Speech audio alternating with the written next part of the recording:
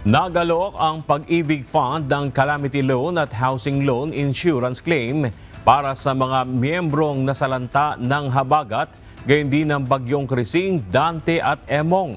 Maring makahiram ng hanggang 90% ng kanilang kabuang ipon ang mga kwalipikadong miyembro sa ilalim ng Calamity Loan na may 5.95% annual interest at 3 buwang grace period.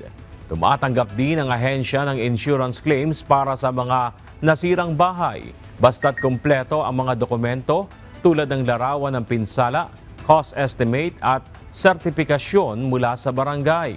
May 70 araw ang mga miyembro mula sa deklarasyon ng State of Calamity para mag-apply at pwede itong gawin sa mga Pag-ibig branches o sa lingkod Pag-ibig on Wheels. Ito'y alinsunod sa direktiba ni Pangulong Ferdinand Marcos Jr. na magbigay ng agarang tulong sa mga lugar na sinalanta ng kalamidad.